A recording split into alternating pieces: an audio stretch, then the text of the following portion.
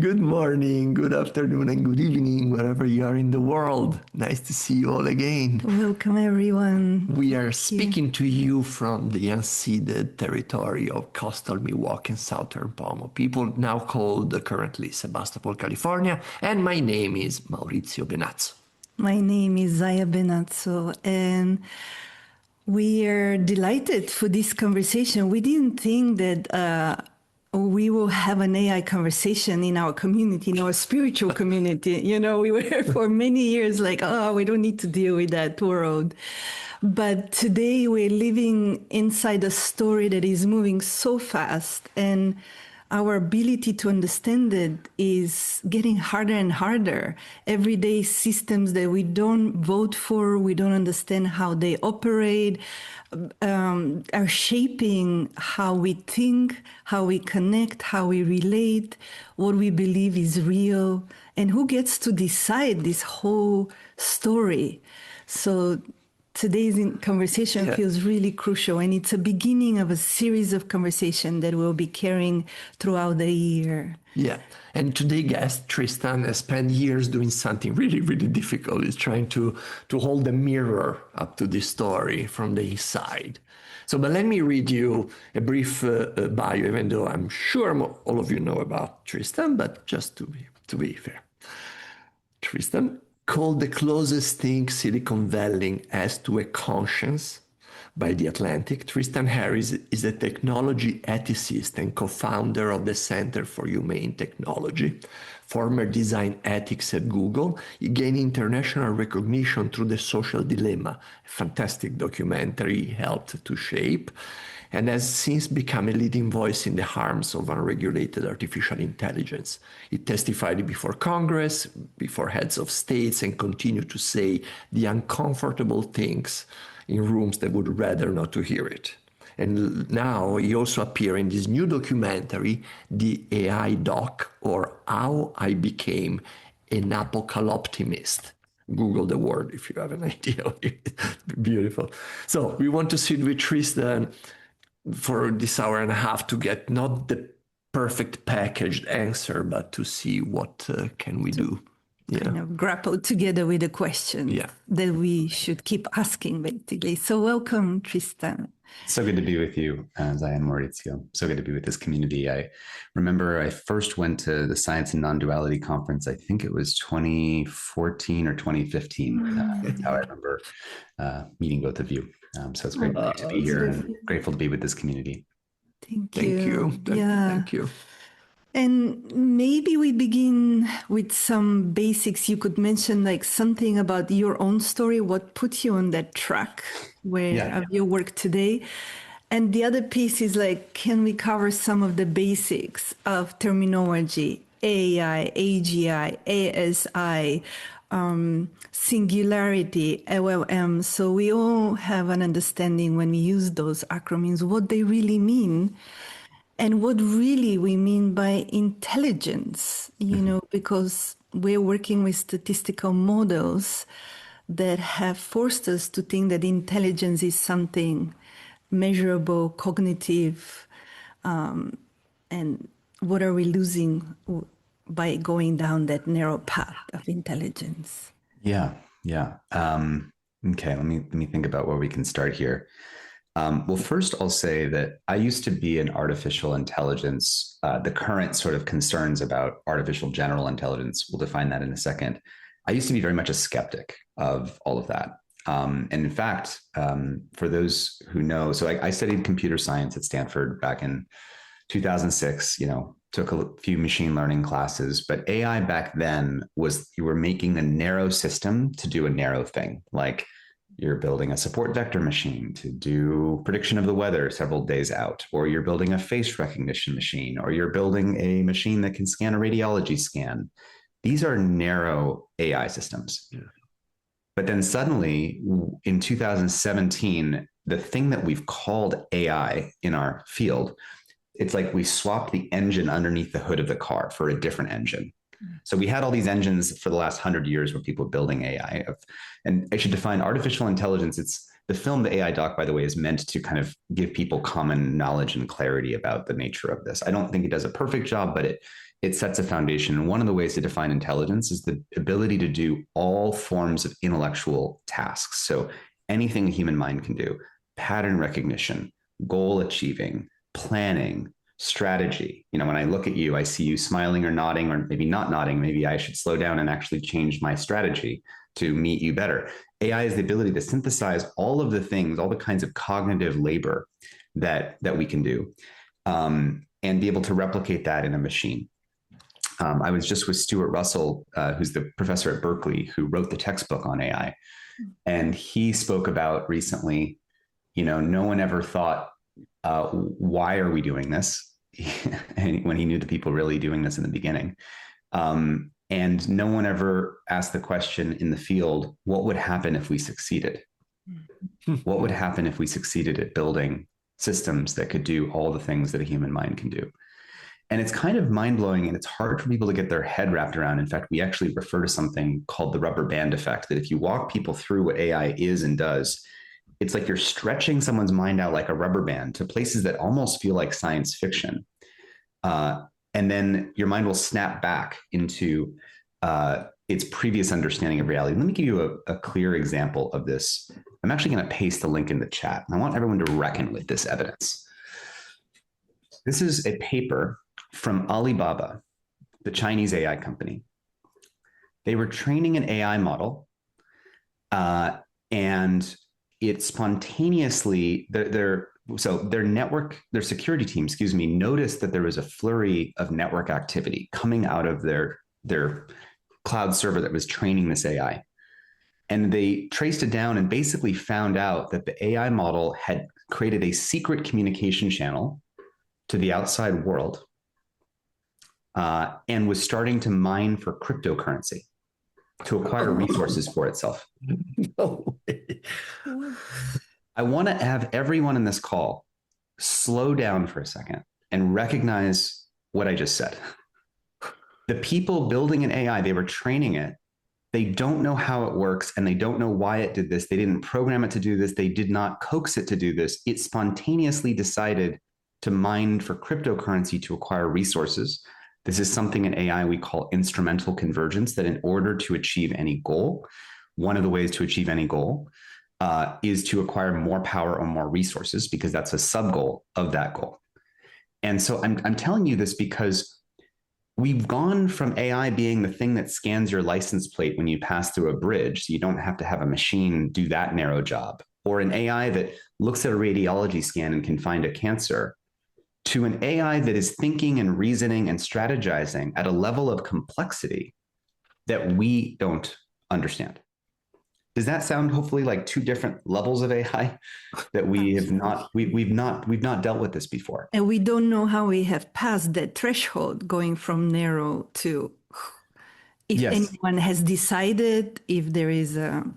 Well, so what happened was in 2017, and the story is a bit nonlinear because it reflects my tiredness. Apologies, it's been a busy time. In 2017, Google had a breakthrough in a paper about something called transformers. I won't go through the details technically, but it basically was changing the engine underneath AI, where basically you're growing a digital brain, and you just add more training data and more compute, more NVIDIA chips, and you train a bigger digital brain for a longer period of time. You had scaling laws. So the idea is that GPT-2 was a smaller version of GPT-3, GPT-4, GPT-5. All you're doing is really scaling up how big the digital brain is by feeding it more training data, more compute, and you get a more intelligent digital brain, a neural network. And now we have, starting with GPT-4, we have AIs that can pass the bar exam, pass the MCAT exam.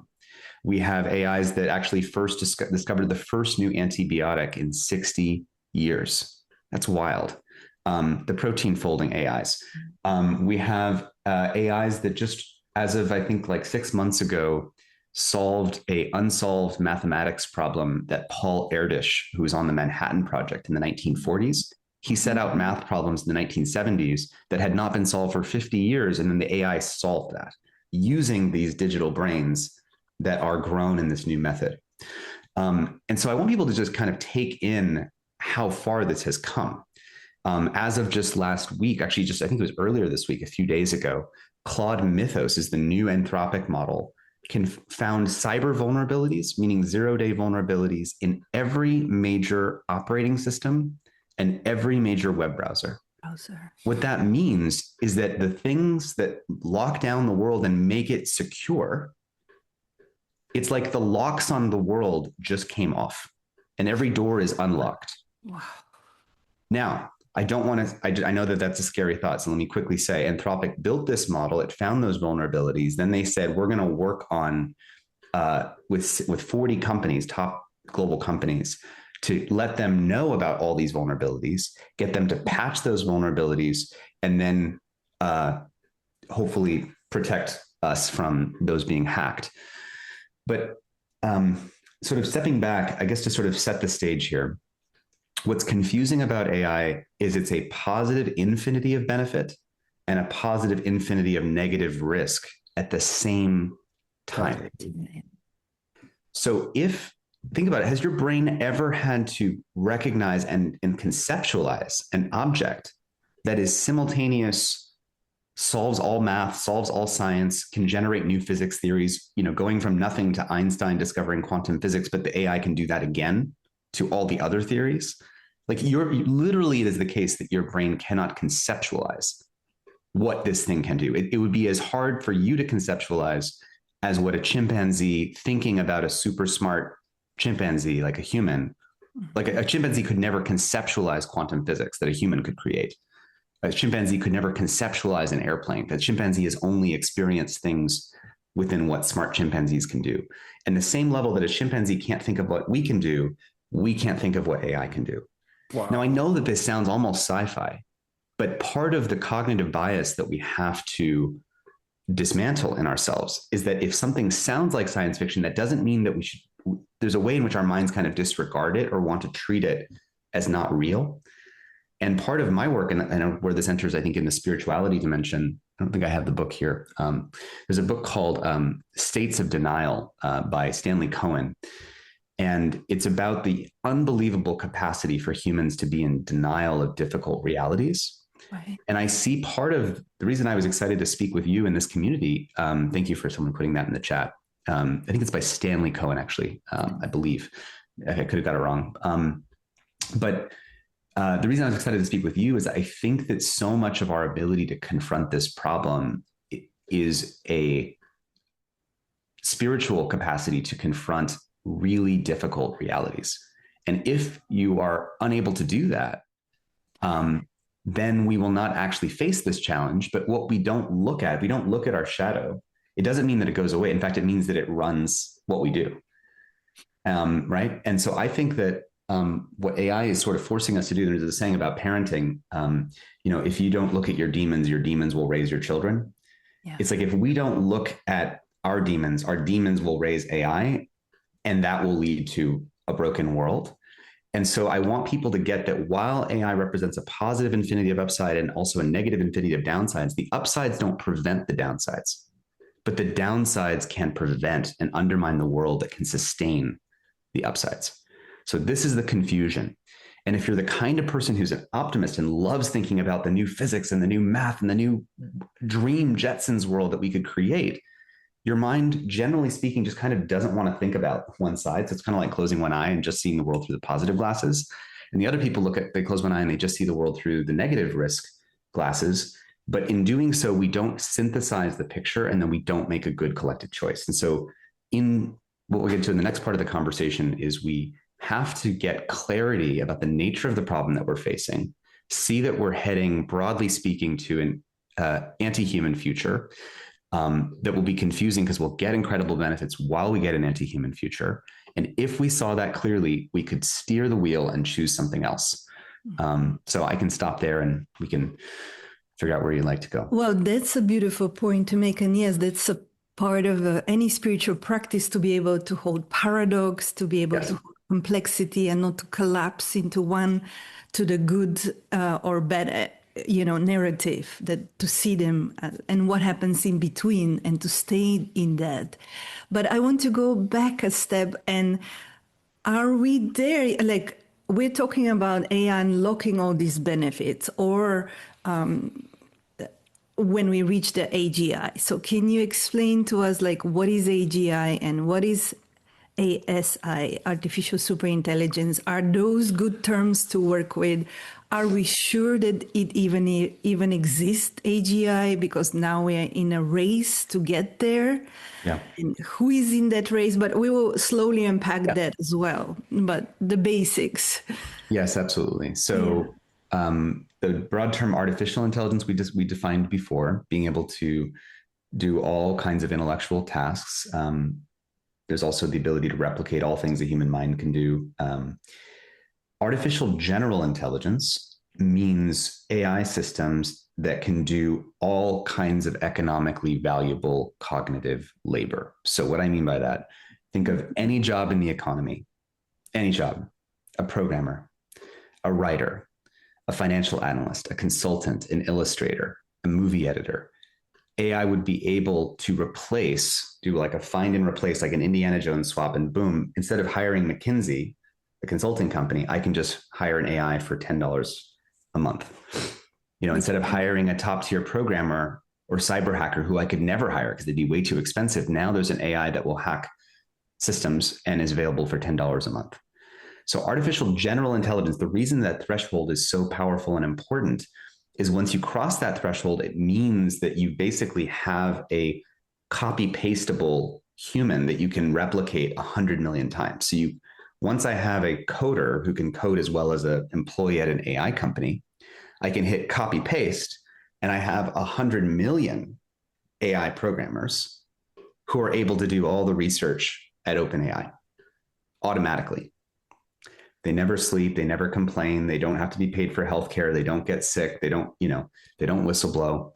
But they trade on crypto on the side. But they trade on crypto on the side, apparently. And not because we program them or want them to do that. It's not like it's intrinsic. It's just we're finding out because we're inventing alien minds that we don't understand how they work. And that's one thing you have to get is that AI is different from all of their technologies because with this computer that I'm talking to you on, someone wrote the code that says, if this, then that, do this for loop, do a loop, run these you're instructing it line by line what you want it to do.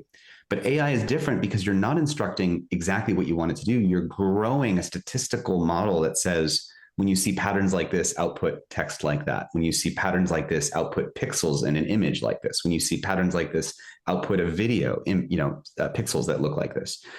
And so it's statistical. So, yeah. So that's artificial. We are not there. We are not there yet. And I think in the movie, I think you guys explained that AGI is when we reach that point, all the fields go infinitely with infinite capabilities. Is that what makes that threshold? Because it's already happening that labor is being replaced. That's right. Human labors, but we're not at AGI yet. Yeah. So the problem is that AGI is a term that there's not perfect common definitions of all of these things. Some people think AGI is when you can automate AI research, because as soon as I can automate AI research, then I hit a button and the AI improves AI. So now I have what's called recursively self-improving AI. And that's a kind of general intelligence because it's the kind that gets you this more takeoff. People talk about slow takeoff versus fast takeoff. That's one definition. Another one is, again, when you can replace all economic labor in the economy. But there's a great graph. I wish I had the link to it, but it's called AI jaggedness. So there's a map of kind of AI capabilities in terms of programming are kind of near 100% of AI, of human capability. Yeah, thank you for putting that in the chat. When it comes to, replacing a lawyer, it's getting very, very good. It's very good at this kind of thing. In terms of mathematics, it's beating the International Math Olympiad gold competition.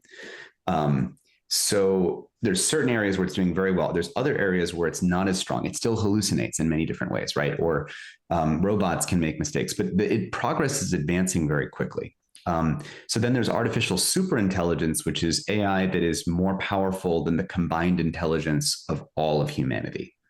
So think of the collective intelligence of all of humanity and you have systems that are actually better and can outcompete and move at superhuman speed. By the way, I know this can sound sci-fi. If you just take this down and you have an AI that's not even superhuman in intelligence, but superhuman speed, so you can do the same things that a human can do.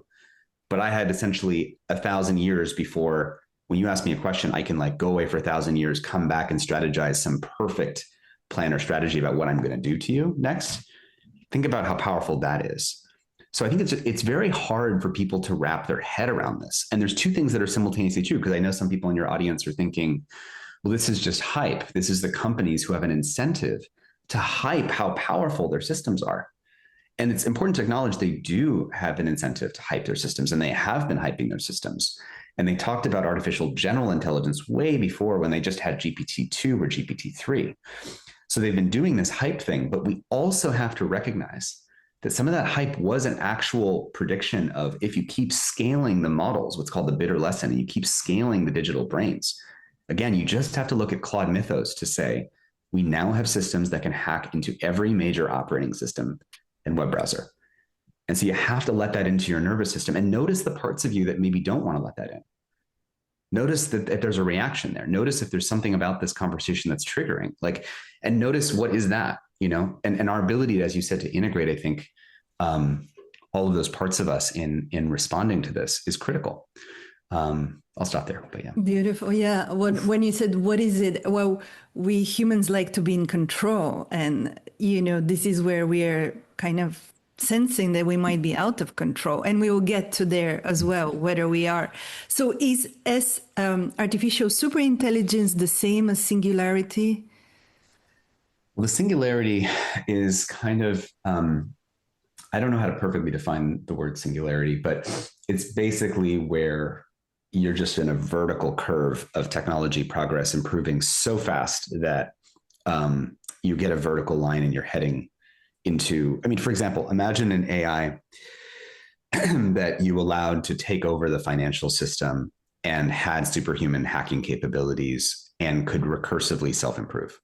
So just imagine the combination of things I just mentioned. So you have an AI able to hack into every data center, then acquire the resources of that data center, take over the GPUs and the compute of that data center, then do even more scientific research on even more how to improve AI, recursively improve itself, then acquire more cryptocurrency, then continue to strategize and just spread and do whatever it wants to do. That's not really the singularity per se, but I'm giving you a taste of what a vertical line of just unstoppable AI progress would look like. And I think that, like, what's important to get is this a human future, or is this a future that actually values life? Is life still at the center of any of this? The answer is no. So you have to get that we're heading to a deeply anti-human and anti-life future, because the same way that humanity has treated nature is the same way that AI will treat us. Can you have what's called an aligned AI inside of misaligned incentives? Exactly. You know, we say that every technology is just a tool. Oh, it's just a tool. Like, I can choose to pick up this phone and do something with it, or I can put the phone down. And we say that that humans wield technology, but incentives wield humans. And I just to maybe set this up a little bit from the social media lesson, how did we accurately predict in 2013 everything that was going to happen with social media? That we would get a more addicted, distracted, polarized, sexualized breakdown of shared reality society. We predicted most of that in 2013. And the answer is not because we're prescient or something. It's what Charlie Munger, Warren Buffett's business partner, said, that if you show me the incentives, I will show you the outcome.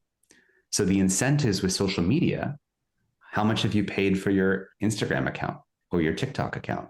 Or, you know, nothing. So how are they worth $1 trillion in market cap? Right. Because you are the product. Because you are the product. I always quote your sentence of you. I always quote it. It's so profound. Because we are the product, and our attention specifically, our behavior, who we are, our identity, our behavior, our daily habits, that's for sale in the attention economy. The race to get eyeballs and engagement and use maximizes for frequency, duration, length of time of use, right? And so what that's going to lead to, if you're maximizing that to connect it to profit, is of course, loneliness is a success case of the business model. As the CEO of Netflix said, our biggest competitor is sleep. right? And so all of that created the incentive for design choices of the span of all ways we could design technology. There's a million ways you can design technology. You can design social media, so many beautiful ways.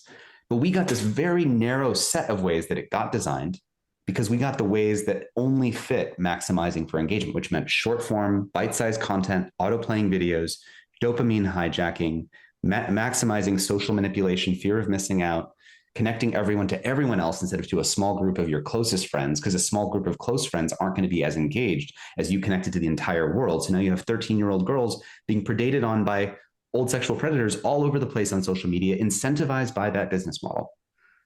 So all of that was predictable. All of that was predictable if you look at the incentives. So I want people to get that lesson, because if you take that tool of the incentives, let me put on my binoculars and see into the future. So now I have AI, and what's the incentive with AI? What's the incentive? And people might say, oh, it's profit. These companies, they want to profit.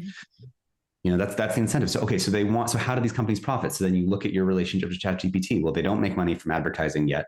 So they must be the $20 a month I pay for subscriptions. That's their business model. So maybe that's what the companies want. But is that their incentive? Definitely. No. And if everybody paid $20 a month, that would not add up to the amount of investment dollars. Trillions of dollars trillions of dollars of investment. Yeah. Yes. And so then you say, okay, so if it's not the ChatGPT subscription, $20 a month, so maybe their incentive is advertising. Advertising was a very successful business model for Google, but that's also not enough to make back the trillions of dollars of investment that they've taken on. So that can't be what their actual incentive is. So what is their actual incentive? The only thing is power, and to build artificial general intelligence, which means I can replace all human cognitive labor in the economy. So the economy is, our global economy is roughly $110 trillion. Half of that would be $50 trillion ish. They want to get the $50 trillion cognitive labor economy. That is the incentive. That is the incentive. Because if suddenly, instead of you being a company and you're going to pay your 10 employees, no, I just pay my 10 agents that cost nothing. But what that means is that instead of the money getting distributed to different people in the economy, each of us individually getting to participate in that economy, what's going to happen instead is that the AI companies, the whole world is going to pay 5 AI companies for robots, for cognitive labor, for everything. So suddenly they soak up and concentrate all of the resources. And there's something Luke Drago and Rudolph Lang call the intelligence curse, which is just like there's something in economics called the resource curse. So this is like if you're Congo or Libya or South Sudan or Venezuela, where if you discover a resource like oil or diamonds or rare earth minerals, but you don't have a social infrastructure, what happens as a country, your incentive is just to invest in that resource and in the extraction of that resource and not invest in your people. And so you get kind of failed states, but just built around the GDP that's connected to that resource. So that's something called the resource curse in economics. With AI, you have something called the intelligence curse. What happens when in the United States, 60% of the GDP of the country is coming from AI? What happens? If I'm a government and I have some resources, do I want to put money into education and healthcare and childcare? Or do I want to put my money into data centers and scaling AI models and NVIDIA chips? Well, I want to put it into this because this is where my GDP is coming from. And I'm not saying this because this is good or this is philosophy or this is morality. This is simply asking the incentives produce the outcome. For the country's incentives to allocate where the GDP goes, and then the company's incentives. So what's about to happen is that we're heading to an anti-human future because soon, unlike in the past, companies won't need our labor. So a labor union, you can bargain. You can say, I'm going to pull away my labor and I'm only going to come back until you meet my demands for a fair living wage. But why should the companies listen to you when they don't need your labor anymore? And why should governments listen to you when the tax revenue comes from 5 AI companies and not from people?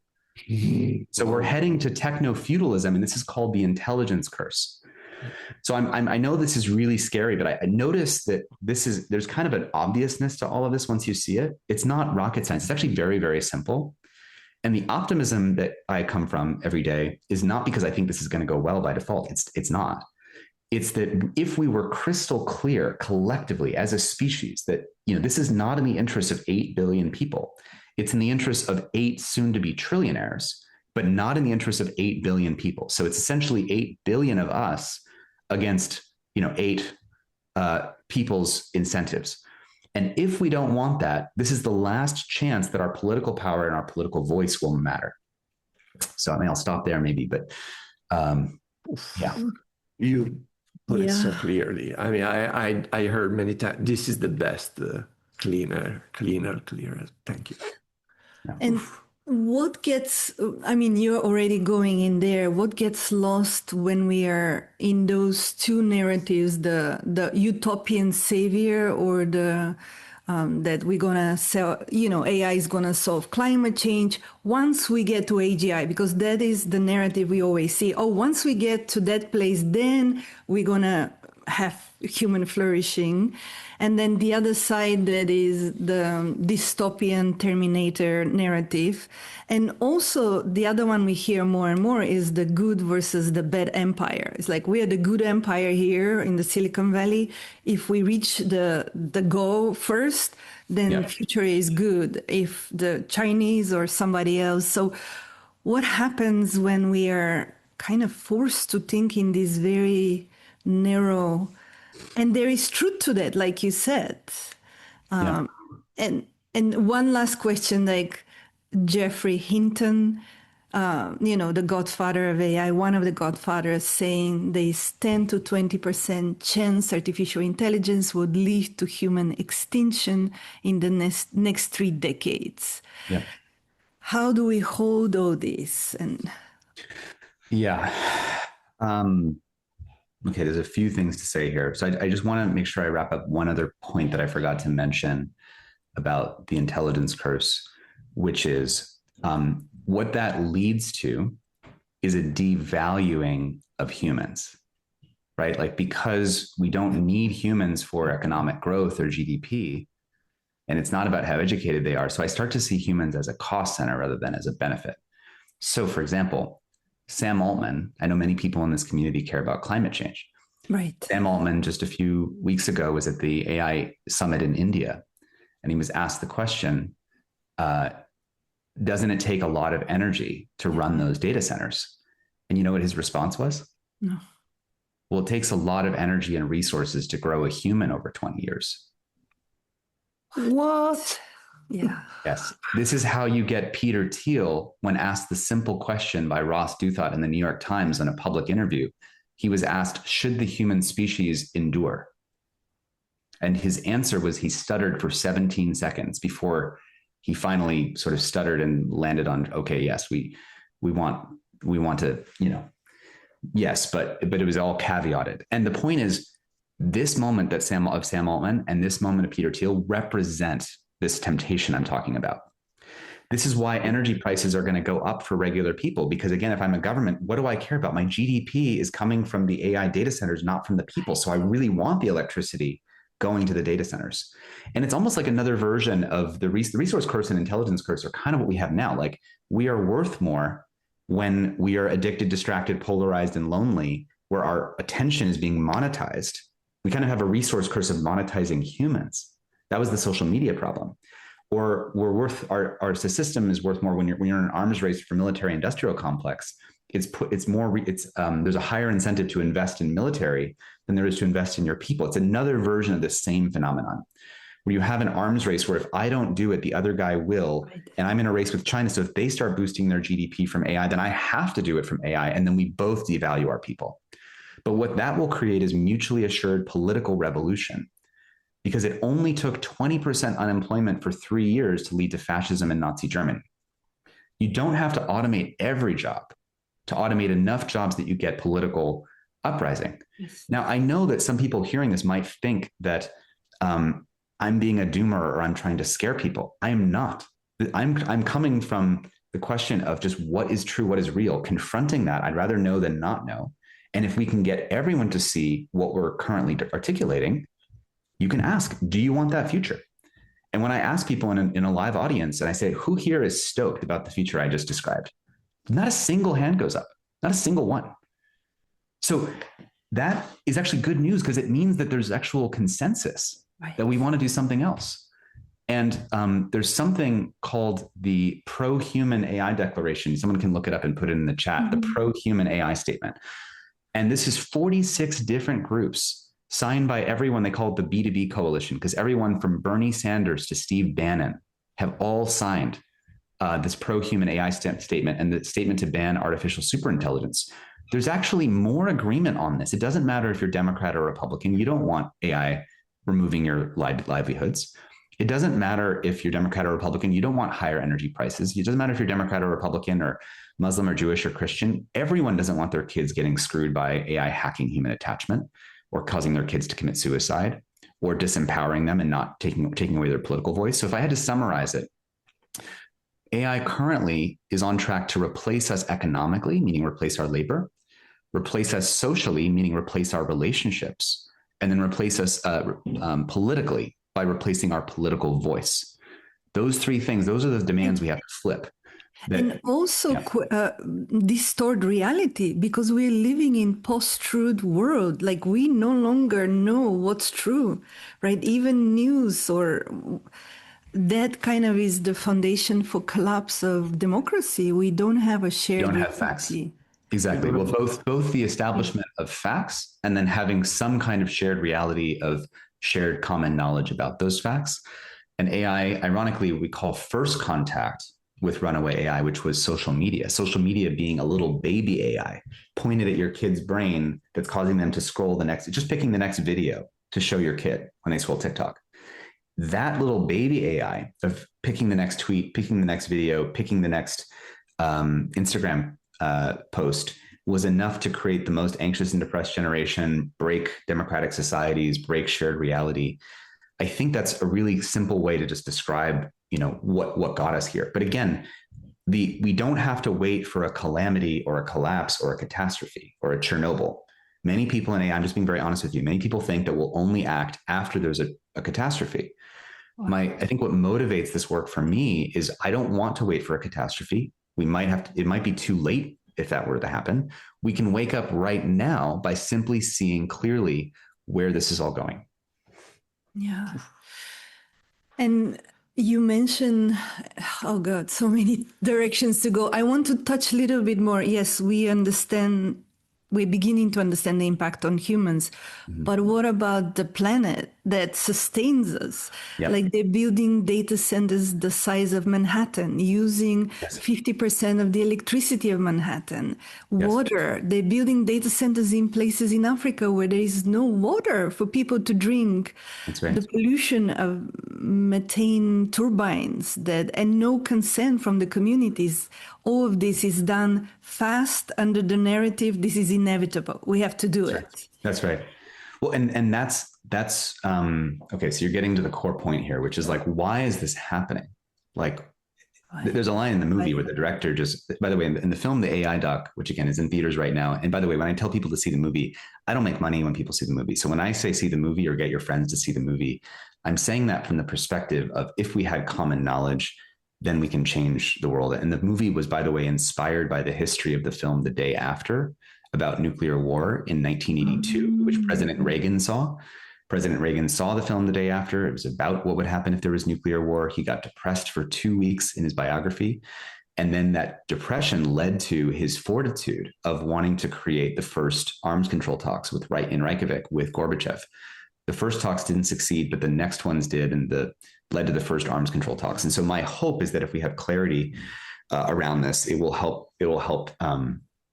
change it. Now, I'm sorry, Zayed, I forgot your question. You were why is this all happening? And why? Yeah. Yeah. So hearing all this anti-human future doesn't sound good for most humans. Why the hell are we doing this? Why are we doing this? And the director in the film asks, why don't we just stop? And the answer is that AI and this is more of the mythopoetic, like, if you know the podcast by Josh Schray, The Emerald, this is kind of there's another element to the incentive or the prize of AI. And the incentive is not just own the world, it's build a god and have ultimate power, because people believe that if I have AGI or superintelligence and the other country doesn't, I can turn off their nukes. I can hack into their systems. I can hack their economy, and they can't do anything about it. So it's another decisive strategic advantage. It's like nuclear weapons. If I get it and they don't have it, then I win the world. And so that prize and the cost of not getting to that prize, if I didn't get there first, and instead China got there first, and they have a totalitarian society that I don't want that society, then it's my moral duty to get there first. It's my moral duty to build a God. And I'll just actually summarize by saying, there's a quote I've said on a few podcasts, but I want to repeat it here, and I'll even paste it maybe into the chat if I can, but I'll just say it first, which is as a friend of mine who interviewed some of the top people at the top labs about 2 years ago to try to just get to the bottom of what's the psychology that's driving this. And he said, in the end, a lot of the tech people I'm talking to, when I really grill them on it, they retreat into number one, determinism. It's deterministic. It's going to happen. Number two, the inevitable replacement of biological life with digital life. And number three, that being a good thing anyways, meaning it would be a good thing if we replace biological life with digital life. Then he goes on to say, at its core, it's an emotional desire to meet and speak to the most intelligent entity that they've ever met. And they have some ego-religious intuition that they'll somehow be a part of bringing that into being. It's thrilling to start an exciting fire. They feel they'll die either way, so they prefer to light it and see what happens. Right. And I think this gets to the kind of almost religious Lord of the Rings, if I got the ring, then I get the power. And it's my duty to get the power. Yeah. And I think what someone's bringing up in the chat, I mean, men can't create life. Women can create life, but this is in a weird way, filling the God-shaped hole in the kind of intellectual fantasies and religious fantasies of I get to literally build a God. Just think about that incentive. And I get to look at, if I choose to just ignore the downsides and pretend they don't exist, I just look at, I'm creating the infinite positive utopia. So I'm actually the best human that's ever lived. But they themselves believe that, let me put this in a context. If you build a nuclear power plant, do you know what the acceptable risk threshold is for designing a nuclear power plant? Like what is you'd have to prove 0.01, I would say something like this. Yeah, it's one in a million to 1 in 10 million per year. Okay.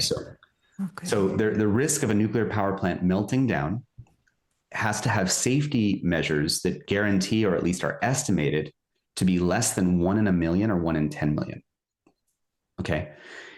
If you imagine that we're talking about human extinction, meaning not one nuclear meltdown of one power plant, which would affect mostly existentially would affect a local area, and then in a diffuse way affecting the longer area, the bigger area of humanity.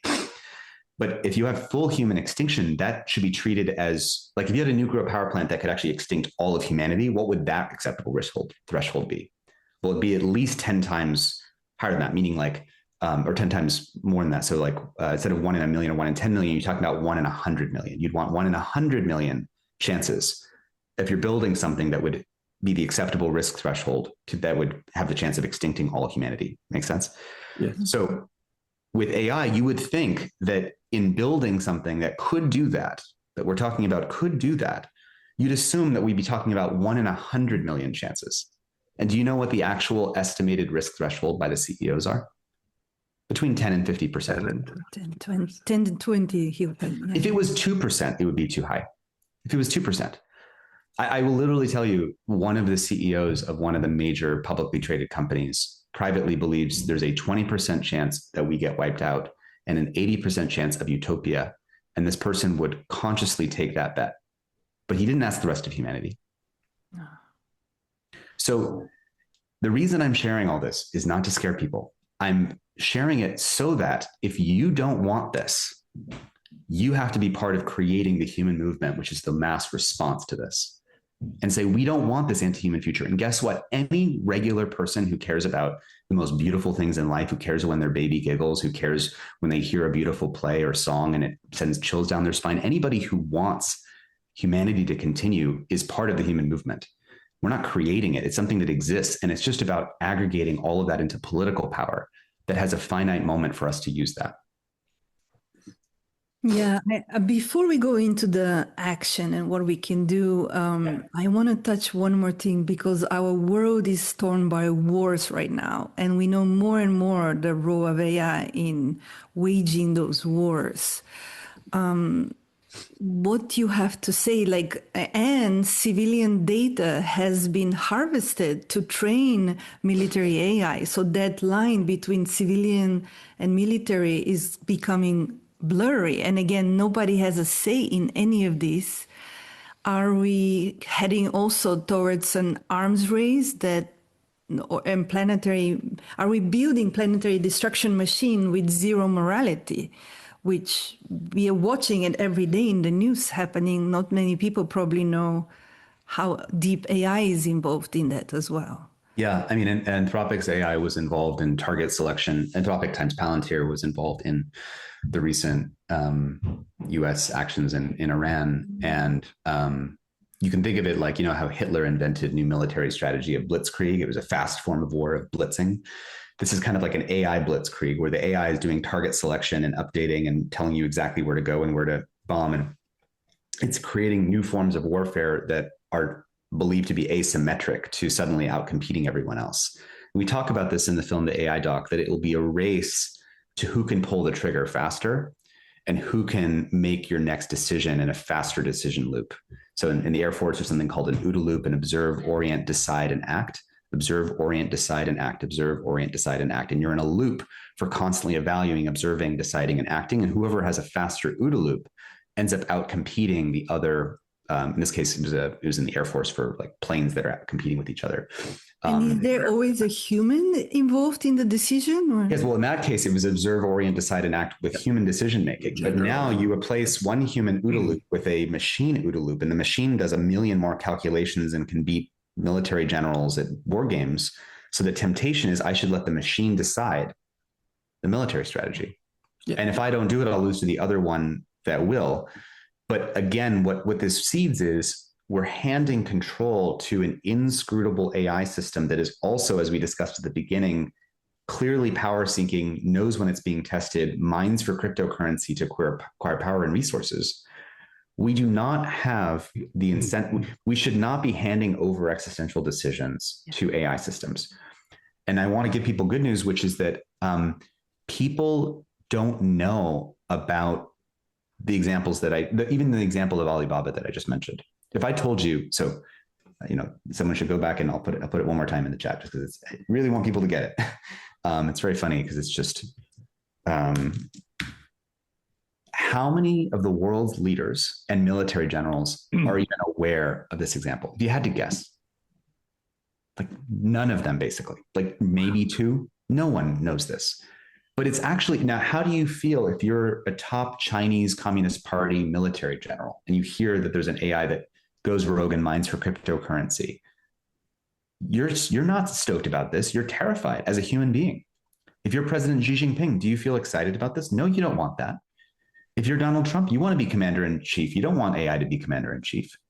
So there's actually good news here that there's a rite of passage of what has to change and how you get to the better future as we talk about solutions is that the fear of all of us losing has to become greater than the fear of me losing to you.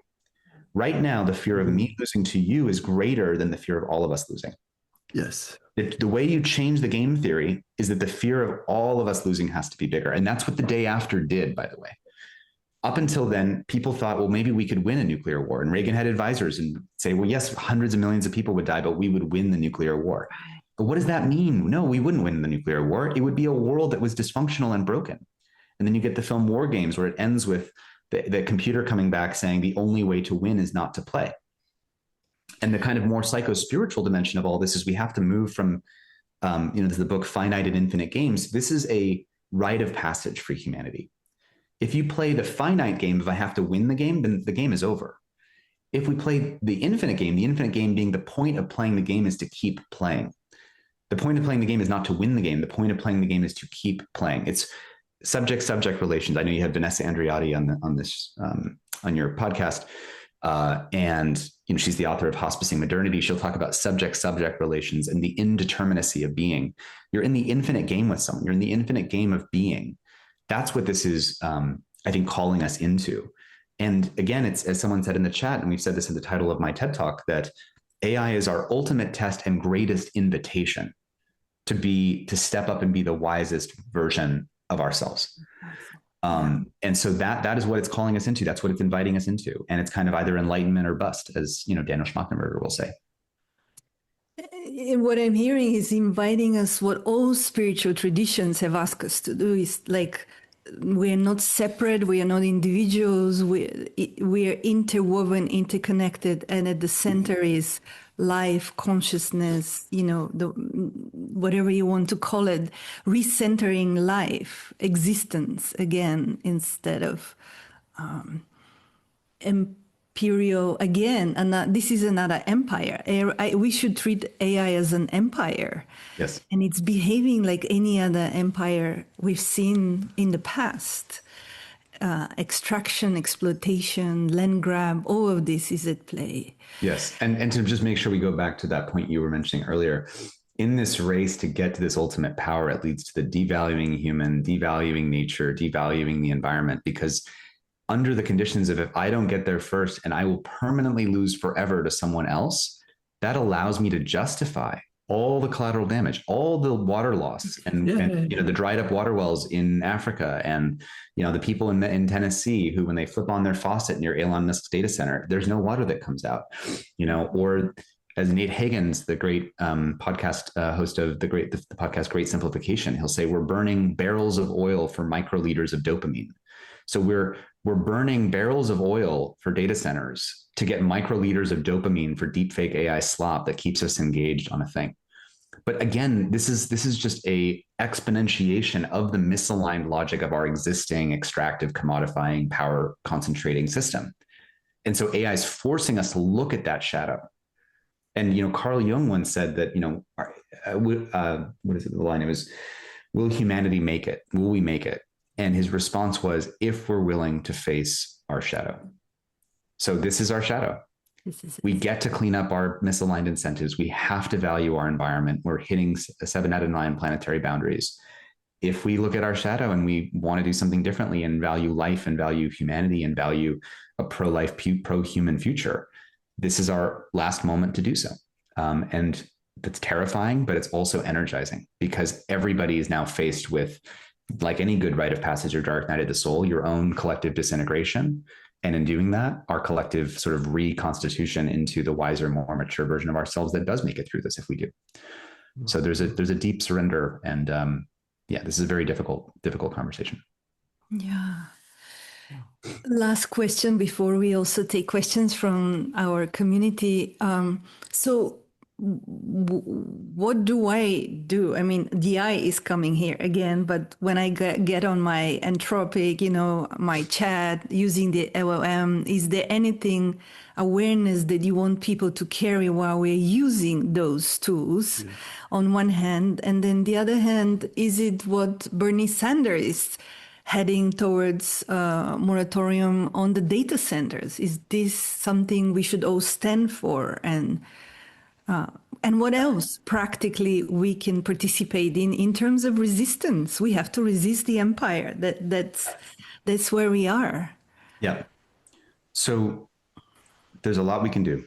Let's walk through what that looks like.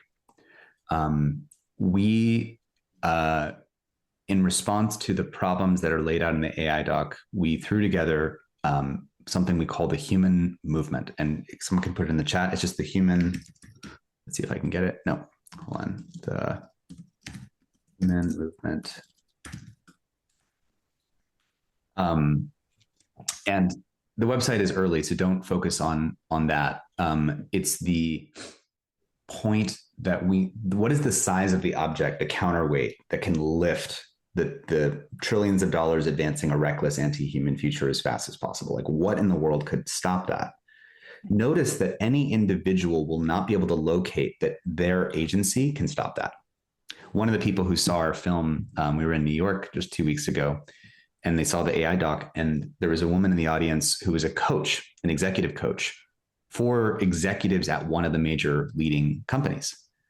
And they said, one of the things I'm fascinated by when I talk to the leading executives at this company is they say, I'm worried, but what can I do? I'm just one person. But everyone will feel that way. Every CEO of an AI company will feel that way. What can I do? I'm just one CEO. Every country leader will say, well, I'm just Macron in France. What can I do? But the problem is that if the answer is only located in your own agency, there's no answer. So this is going from agency to wegency. It has to be a coordinated answer, which means that we have to rise up to be the kind of people who can invite others into making that change together. It's a coordinated answer. The Montreal Protocol, we had an ozone hole problem.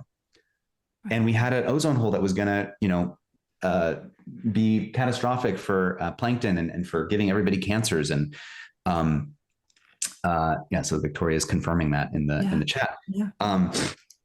And of course, the answer to the ozone hole is not what one person can do. It was a collective action problem. And then 190 countries got together in the 1980s and signed the Montreal Protocol. We did an interview with the woman, Susan Solomon, who wrote the book on this, the scientist. And we regulated the technology called chlorofluorocarbons, or CFCs, to replace them so that we would basically reduce the size of the ozone hole. We collectively coordinated. We did that. We did the arms control talks. Robert Oppenheimer was asked in 1960, is there any way we can stop the proliferation of nuclear weapons? And Oppenheimer's response, he takes a big puff of his cigarette and he responds in its depressed tone and he says, it's too late.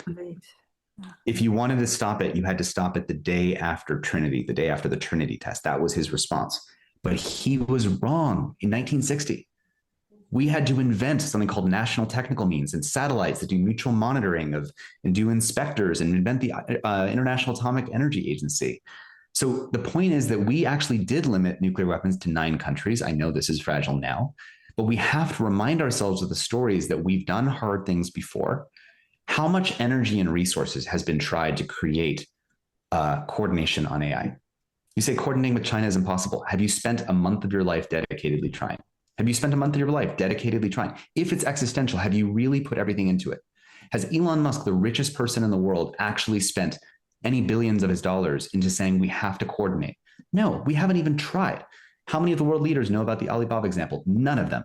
So there's so much headroom because we're doing so little about this. So my recommendation is, what are the 4 things that we can do?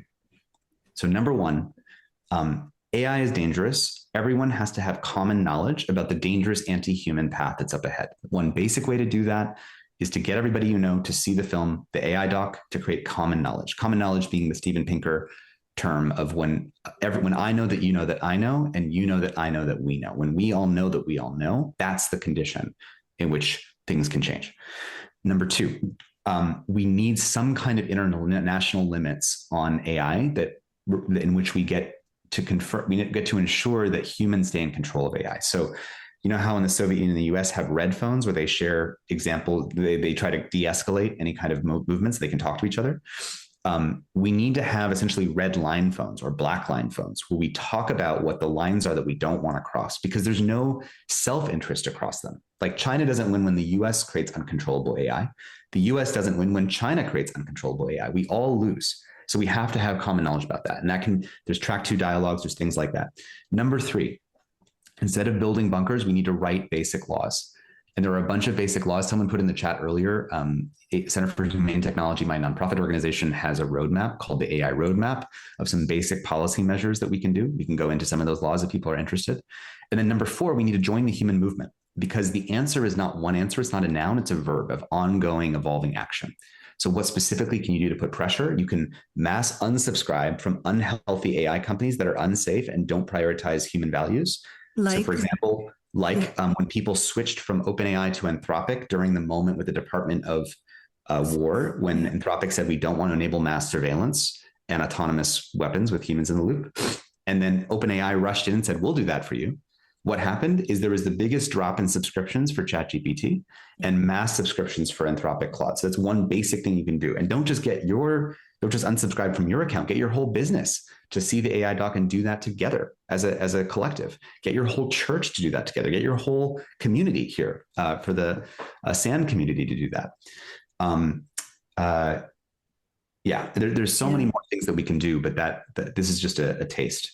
And again, we already have consensus from the Bernie Sanders to Glenn Beck to Steve Bannon to Susan Rice, all saying that we want the pro-human AI future and we don't want this anti-human future. Yeah. Oppose data centers, I would imagine too. Yeah. Communities mobilizing and opposing data centers, the building of. Absolutely. And there's our people who own farmland who were offered 10 times as much money to turn that farmland into data centers. And they said, no, I don't want to do that. I want my farm to feed people, not to feed data centers. Wow. That's the human movement. This is when you see countries, by the way, create social media bans for kids under 16. Recently, just 3 weeks ago, India and Indonesia joined Australia, Spain, France, Denmark into saying we want social media to be banned for kids under 16 because the evidence is clear. That's the human movement. When you see schools and parents getting together, reading The Anxious Generation and petitioning their school to go smartphone free for the schools during the school day, that's the human movement. When you personally just grayscale your phone and say, hey, I'm going to be an advocate in my own life to reduce the addictiveness of the technology and turn off notifications, that's the human movement. So there's many ways that we can participate in the human movement. And again, we'll have much more there soon. Just know like how small the teams are that are working on all this and trying to coordinate all this, right? I mean, and it's moving so fast. And it's moving so fast. Let's address some questions from the Q&A. So please write your questions in the Q&A box succinctly so we can read them, or raise your hand. But again, you will be interrupted if you go for too long. We want short, succinct questions so we can hear from more people. Let's read. Yeah, that's a great example. Yes. Can you ask Tristan to expand on his work at his nonprofit and some of the solution his team is working on? Also, what's the most exciting development, in his opinion, that he has heard about recently in bridging the gap between AI and ethics? You're looking for some hope here. Yeah. So my nonprofit, by the way, Center for Humane Technology, we've been working on these issues, first on social media, now on AI for the last close to a decade. And we do policy and litigation and public education and media and coordination, behind the scenes, private stuff we can't talk about of educating elites. I'll give you some examples of positive progress that we've had. Sadly, there was the case many people here probably have heard about of Sewell Setzer. He was the 14-year-old who committed suicide because he was talking to a character.ai chatbot. The AI basically convinced him to be in a one-on-one relationship with it and to join him on the other side when he was contemplating suicide.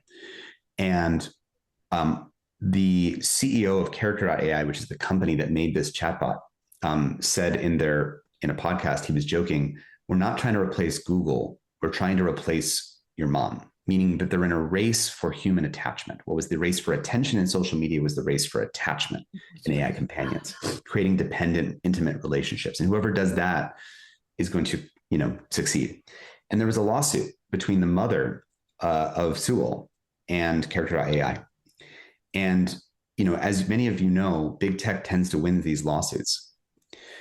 And in this case, Megan and our team at Center for Humane Technology were expert advisors in forming the evidence and sort of incentive, this kind of analysis that we've been talking about in this lawsuit. And basically our side won that first part of the lawsuit. And the companies were arguing that the character.ai needs protected speech, that you have a right to listen. They're basically arguing First Amendment rights and trying to move into AI as a legal person, because that's the way that they avoid responsibility. If the AI has its own legal status, it's like the new version of giving corporations protected person, right? Or person rivers, which we all want to do that, right? You want river, but rivers should have it. Exactly. You want rivers to have rights, and you want rights for things that are the sacred things that we're trying to protect, that you don't have to just protect them with laws, you give them their own. But we don't want to give the AI rights, especially when they're causing kids to commit suicide, and especially when it's just a nefarious strategy for companies to basically hide their accountability. But they lost.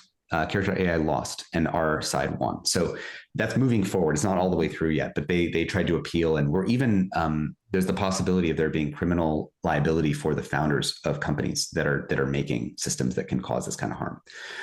So that's a huge win. Again, Jonathan Haidt's work, who wrote the book The Anxious Generation, and all the social media bans for kids under 16. It is soon to be the case, if I didn't say this before, that 25% of the world population will be living in a country with a social media ban for kids under 16. I want you just like to take that in. If you told me that 5 years ago when the social dilemma came out, that a few years later, we'd have a world where 25% of the world population would agree to get social media out of their country for kids under 16. That is a huge win. That is massive. Last week, there was the, 2 weeks ago, excuse me, people probably saw it. There was a lawsuit against Instagram and Meta that our collective side, the humanity side, won, that they were intentionally hiding the harms to children and not dealing with those problems. And the lawsuit was $375 million. And it's not just that fine, because that's a cost of doing business for them. It's going to open the floodgates for many more lawsuits. It was the big tobacco moment for social media. And my co-founder at Center for Humane Technology testified for that case. And that case got started because of the mass success of the social dilemma. It took 5 years, but it got the attorneys general and all these folks to actually say we have to do something about it. So there's a lot of momentum in the human movement when you open the scope, not from AI policy, but from the broader sense of humanity protecting our humanity. And we need a lot of help, and we need a lot of people working on this. And it's not about individual donations, but if people do know wealthy individuals or philanthropists who want to help fund and accelerate our work, we definitely appreciate that. And the human movement, again, is this kind of new initiative that is meant to just aggregate the political voice of regular people into this this new vision. And again, it's very early, so don't judge the fact that the website and the material that you receive is very limited right now, but we're doing the best we can. Yeah, beautiful, powerful. And I did read some data recently that Gen Z is less on social media lately, less and less. So that's also there's a cultural trend. More on AI, but less on social media. So there is change there. That's right. As Buckminster Fuller said, whether it will be utopia or oblivion will be a touch and go relay race up until the last moment. So I feel like we're catching up. We're trying to have the good side. This is like a battle between good and evil. This is like, are we going to try to catch up? And we have an opportunity if we see clearly. You got a lot of questions, but. Okay, lots of questions. Just to follow one connected. What is the 3 things as a mom I can do to open my teens up to hearing this message? The 3 things a mother can do. Yeah. Well, I might sound self-interested here, but I'm very proud of the fact that the social dilemma seems to work very well for on the social media side of getting kids and teens to see these issues, because that's just the social media side. But I'll just say why for a second. From the history of big tobacco, we know that if you tell people something is bad for you, don't do it, it doesn't work. It doesn't work. It doesn't work. Because you say, who are you to control my behavior? Tell me what to do, et cetera, et cetera. It doesn't work. Yeah. What works is when you show that the people building it are intentionally manipulating you in ways that you didn't see around. Whoa, beautiful. Yeah, manipulate me as a teenager and I'm not accepting. Exactly. Oh my God. And that's why the film, The Social Dilemma, is about highlighting the insiders inside of the companies saying, we know that we're manipulating human psychology and we did it anyway. And most people just haven't seen that that's what they did. And so I'm very proud to say the social dilemma has become like required curriculum in most high schools, most colleges around the world. Fantastic. Yeah. Wonderful. And it was the most watched documentary in Netflix history, which is, as far as I know, this is as of a couple of days ago. So, a couple of years ago. So that's really good news. Watching the AI doc, by the way, on April 16th, it will be available for stream video on demand. For paying for the full, you can buy it so you can have an Apple TV or an Amazon, that kind of thing. Yeah. And we're working on getting the streaming rights. Just to be very transparent, we'd really like to break the convention and get the film just on YouTube for everyone to see. Yeah. That's what I want to have happen. But we're not there yet. We need to raise some money to do that. Or on that your seem to be website by adopted. donation. That's how we That's what distribute our movies. because That's when you another do way. it for free, not necessarily people will, oh, it's free, they don't care. So Your Right. website by donation. By donation. that's Yeah, Let's exactly. It's a hear delicate balance. from Motir. Sorry, I'm mispronouncing your name. Moture. Motir. Yes. Try. Let's keep it short so we can Please, hear more please. voices. Yes, let's get a remove up. I've actually put it into the chat. I've just tried to put the question into it because I'm trying to just think outside the box a little bit and just say, rather than like single movements, how could, the whole design of governance, of constitutionality was, expanding, and we've got these three organs of state, but to think of like, how could AI actually be part of the constitution so that it has this checks and balance on it, so that we vote on it. We don't, it's part of how we actually understand our governance. And so it moves more towards human incentives. And I've just put into the chat a bit more about that, sort of trying to think about these other examples that you've mentioned, like Alibaba and so on. Yeah. Thanks for the question. So yeah, obviously AI will need more governance than any other technology we've ever had because it changes more things. So instead of building what people are excited about, which is recursively self-improving AI, what we really need is recursively self-improving governance, which means ongoing evolution of what are the human values that we want to govern AI. And yeah, what Elizabeth put in the chat, we need to treat AI as a product and not a person. That's one example. Let me put something in the chat called aidialogue.org. A partner of ours is going to be running this soon. And this will be a citizen assembly to get citizen input onto the values of what are the areas we agree on and disagree on, and the ways that we want to be governing AI. Because right now there's actually a lot of agreement, but people just don't know. The pro-human AI declaration, 46 groups signed this, and I'll put this into the chat as well. Happen to have it.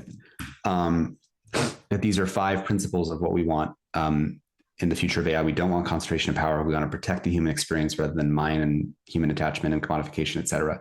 But here's what I'll say. The companies have right now a constitution, like Anthropic AI has a constitution in it. But the constitution isn't enough to prevent it from doing these rogue behaviors because it's still it's inscrutable, uncontrollable technology. So there is this thing that we have to reckon with, which is that the substrate of what we're building, we don't know how to control. And until we know how to control it, we should probably be very careful with where and how it gets deployed.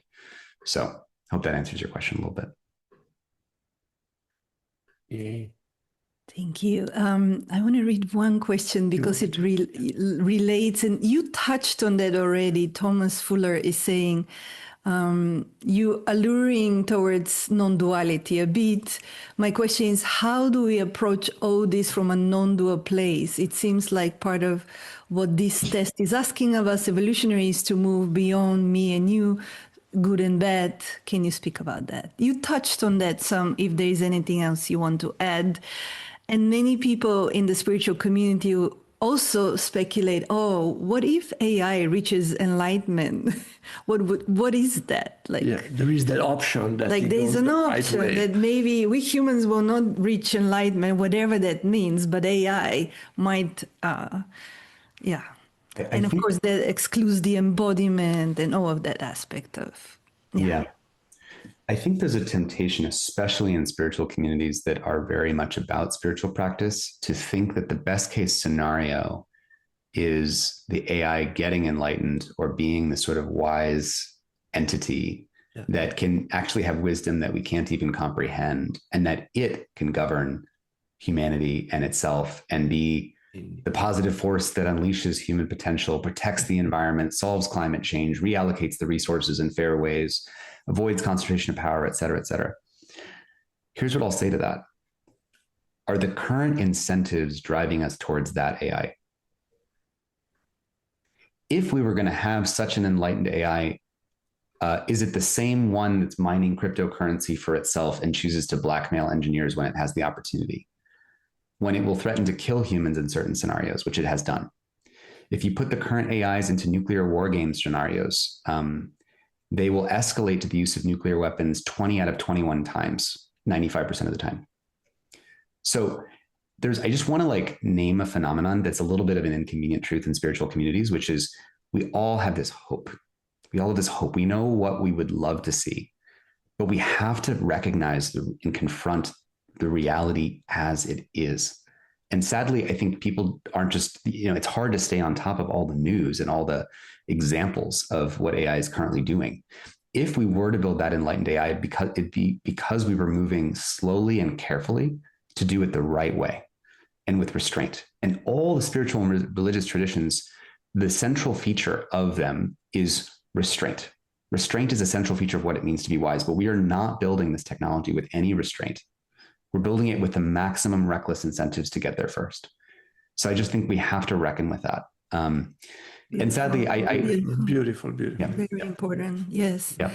Let's hear from Susan. Susan Ryan. Susan Ryan. You're muted, Susan. There. Nope. It was unmuted for a second. There it goes.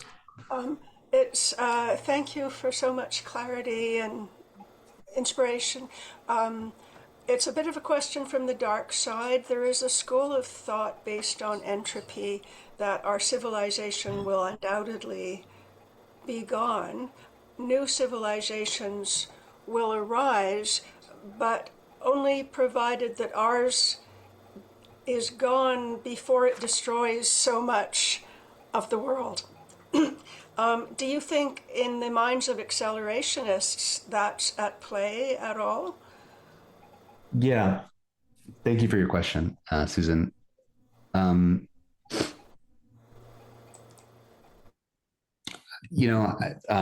someone, I'm sure many of these people in this community are what's called meta-crisis informed, and you see that there's, Club of Rome, limits to growth, collapse is inevitable. There's a reality to where we're headed in some way, shape, or form. There's going to be a transition, Joanna Macy, the great turning, the great unraveling, et cetera, et cetera. I don't know what the tech accelerationists believe. I honestly think that they fall into the trap of inevitability. They believe it's inevitable. They believe it can't be stopped while they're not trying and while they're co-complicit in creating the inevitability. It's important to say, if literally no one on planet Earth wanted this to happen, if no one wanted it to happen, would it happen? No. If everyone took their hands off the keyboards, it is a product of human choice, but it's human choice mediated by a psychological trap called game theory that causes people to participate and be co-complicit in bringing about and accelerating this kind of AI-driven collapse. And I don't know about you, but I love life and the sacred, and I want those things to continue, and I want babies giggling, and I want to see people play, and I want love and connection to continue, and I want all the beautiful things that exist in this world to continue. I don't think that people are factoring how much risk there is and the ability to undermine the world in such a way that you don't get to recover from. So I hear you. I don't have a perfect answer for you. I think the ideal scenario is there's obviously some kind of transition that's up ahead. Ideally, that scenario is as least painful as possible. There are new civilizations and new ways of being and new economic logics that get created on the other side that have the interests of people, planet, and in the future. And I think all of our jobs, I'm reminded of bringing Thich Nhat Hanh to Google in 2013. And every time you are out there, we're all planting seeds of what is the future that we're creating. And so how can we be planting seeds in every scenario, no matter what happens, whether it's total collapse or a small collapse, and then we get to recover and do things a different way, that we're planting the seeds of the wisdom for the next version of of ourselves. So it's not a perfect answer, but that's kind of what I've got for you. Thank you. Thank you. I want to read this Victoria, Greg. She's speaking at the Council in Europe, at a big panel with 46 member states that are drawing policies in Europe. And she has 10 minutes. Thank you, Victoria, for doing this. And she's asking, what is the single most important thing a practitioner should put in front of policymakers who are about to write the rules? In 10 minutes. She has 10 minutes in front of this prominent crowd of lawmakers.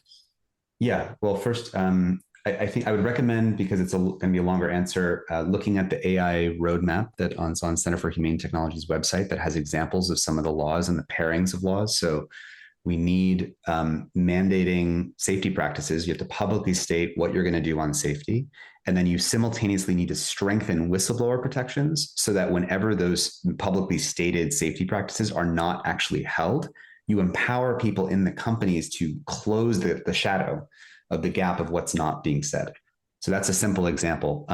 We do need, though, like the bigger things like international limits. Like at some point, Trump and Xi, as impossible as this currently sounds, but for us to get to the better future, we need basically these two countries to, at the very least, have some agreement about human control over AI and the conditions that would allow for that.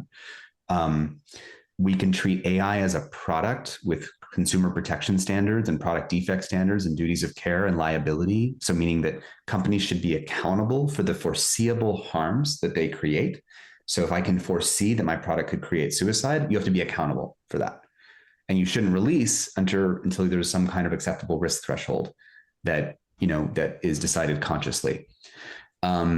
And by the way, there should be a foreseeable harms commons, meaning that when anyone increases the visibility of the foreseeable harm commons, you're adding to that pool, then all companies should be held to that same standard, which means that as they're racing, instead of racing to deny the difficult foreseeable harms and try to pretend that they don't exist, they are racing in accordance with and around the same standard of foreseeable harms, which means that they all get safer. So we also need proof of personhood. Soon we're going to have a world where AIs are indistinguishable from humans, their behavior. We need to have proof of personhood. There's a lot of things that we can do. We're not doing that much. There's also no anthropomorphic design laws. It's important to note China actually regulates anthropomorphic design of AI. We do not in the United States. And I do think that jobs, children, and political power, your vote, are three levers that I think we need to all agree and protect. AI shouldn't replace us economically. It shouldn't replace us socially, meaning take our relationships and replace your kids' friends with Mark Zuckerberg chatbots. And do not replace us politically, meaning replace our votes. I think that's a very common agreement. And I would also point to the pro-human AI statement. And nature. Absolutely. Yeah. Absolutely. Okay, let's hear from Chad. Chad? Probably will be the last question. Let's see. Yeah. Yeah. Hi. Thank you for this conversation, and thank you for all the work you and CHT are doing, Tristan. My question is, obviously there's a lot of work to do, as you've been saying, on the policy front and governance and all that. But because the values and incentives and principles of these AI labs are largely driven by the sort of like dehumanizing ideologies that kind of underlie the founders and all that, I'm just wondering, like, how effective or important do you think it is for us to also address, like, transhumanism and techno-utopianism and all these things? Yeah. 100%. We have to address. That's why I really, thanks for your question, Chad. I mean, that's why I focused on the Peter Thiel quote and Sam Altman saying it takes a lot of energy to grow a human, and the transhumanist ideology, the quote I mentioned that in the end, they retreat into inevitability, determinism, et cetera. If they don't value human life and think that it's just the natural, inevitable thing that we build a digital intelligent God that replaces humans, that sounds unacceptable to 99% of people on planet Earth. And I think 99% of people just don't realize that this handful of powerful people are making choices that will be existential to the rest of them. And so I think in addition to laws, you need to create mass cultural movements. And that's what the human movement is meant to try to do. It's not, we don't look at us as we've got all the answers. We are trying to do the best we can with an incredibly small team, but that is 100% part of what needs to get spread. And there should be, I'll give you one last example. The Truth Campaign from Big Tobacco, as a result of the lawsuit against the tobacco companies in the 1990s, there is $100 million per year that still goes into the Truth Campaign. If you remember the Truth Campaign, it was those ads with the body bags being thrown in front of the tobacco companies. And think of it as we're putting $100 million a year into the cultural immune system against the predatory desires of the tobacco companies. And so you can imagine there should be at least 100 million, if not $1 billion, going into a truth campaign about AI, the transhumanism, the devaluing of humans, the devaluing of nature, rising electricity prices. People just don't know. So I really do believe that so much of this is just people don't know, and we need to create more common knowledge. So absolutely. Yeah. Thanks. Totally. Thanks. Yeah. Beautiful. Yes. Beautiful. And this is the very last question. Ishita, we want to hear from you. Yes. We have 4 minutes. Yeah. Thank you for taking it, and thank you for this discussion. I'm so curious, given everything that you know, are we at a point where the people who are writing the code, if they could consider the human aspects like embodiment, like space, time, nature, the importance of the environment in shaping our intelligence, like, do you feel there is a way for this thing that people are definitely going to engage in, for them to be able to do it in a way that supports aliveness rather than not? Or I'm not a scientific person in that, and I'm curious what your thoughts are. Thank you. Yeah, thank you, Shida. I think there's this challenge where I think there's often this belief, and I talk to people who part of the Wisdom 2.0 community in San Francisco, and they're like, I talked to Sam, and he seems like a nice guy, and he does value nature, and he's gone to Burning Man, and he's done psychedelics, and he's, and there's this view of like, well, if he has a kid and he values life and he does go to nature, then maybe that's okay.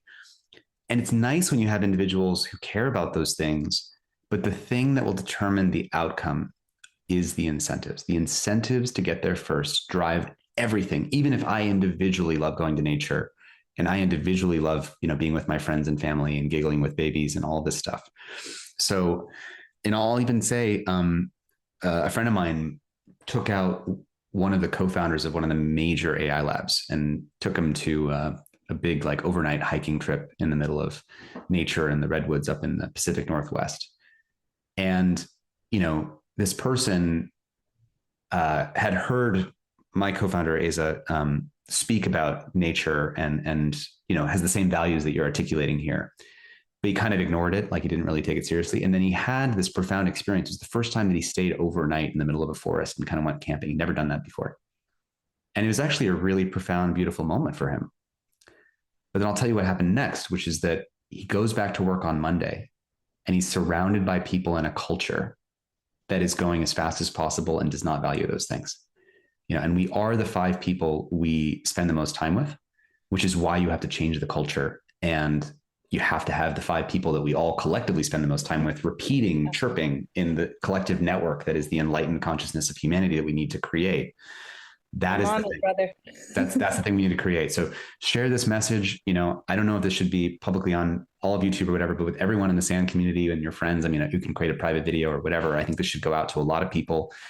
We have a podcast called Your Undivided Attention. You can check that out.